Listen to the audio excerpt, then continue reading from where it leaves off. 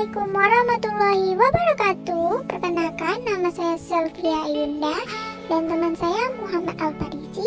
Kami mahasiswa UNSUS Karyau semester 1 jurusan Pendidikan Ekonomi.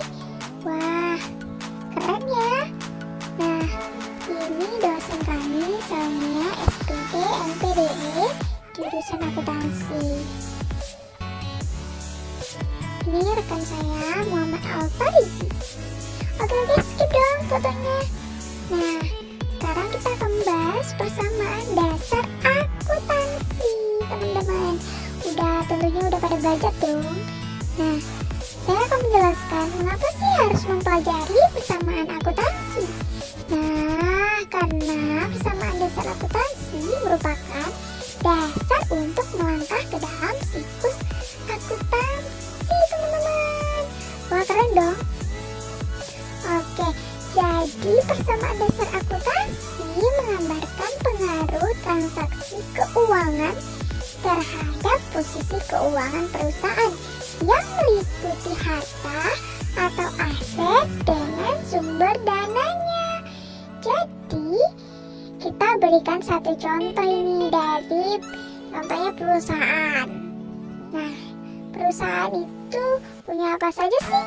Yang pertama ada uang. Dari mana datang dananya? Dari pemilik perusahaan senilai 200 juta. Nah, yang kedua, mobil. Dari mana sih sumber dananya? Dari pemilik perusahaan sebesar 50 juta. Sisanya 100 juta utang sama dialer. Jadi yang ketiga, komputer 20 juta.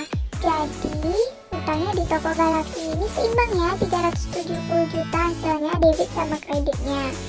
Nah, jadi uang, mobil, komputer merupakan harta atau aset. Sedangkan dana yang dari kita miliki itu modal atau ekuitas. Utang tetap utang ya teman-teman. Jadi nggak bisa digabungin apapun. Oke, lanjut. Kita masuk ke rumus. Harta sama dengan utang ditambah modal atau aset kewajiban ditambah ekuitas. Ada aktif, ada pasifnya. Yang selanjutnya unsur-unsur persamaan dasar akuntansi.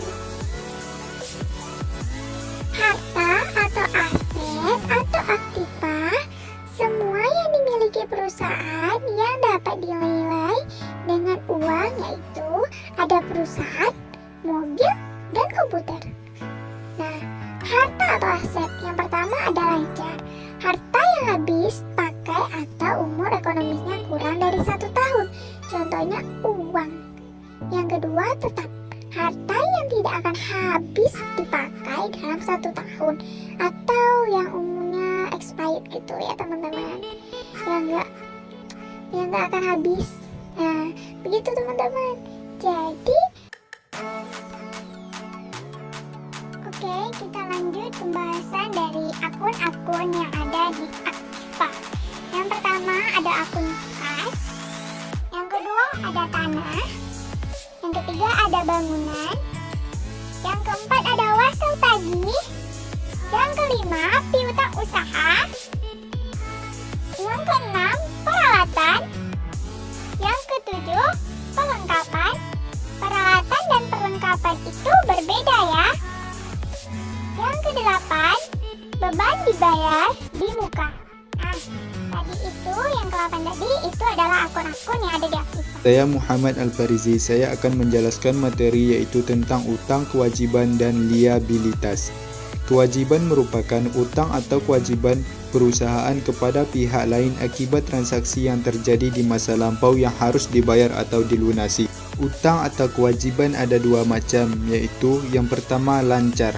Utang kewajiban yang harus dibayar kurang dari 1 tahun. Contohnya, pendapatan diterima di muka, utang usaha, beban yang masih dibayar di muka, dan wesel biaya. Yang kedua, jangka panjang. Utang atau kewajiban yang harus dibayar lebih dari 1 tahun. Contohnya, hutang bank atau hutang hipotek. Modal atau ekuitas. Ekuitas merupakan hak pemilik perusahaan atas kekayaan atau aset perusahaannya. Akun-akun yang mempengaruhi modal. Yang pertama, pendapatan.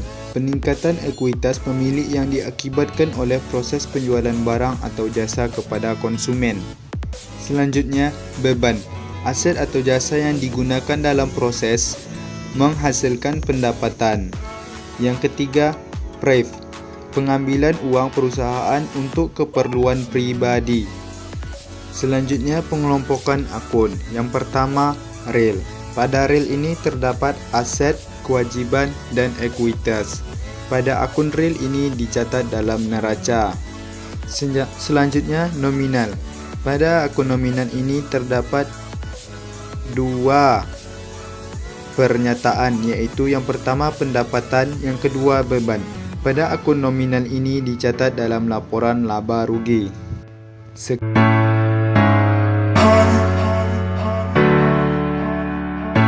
Assalamualaikum warahmatullahi wabarakatuh.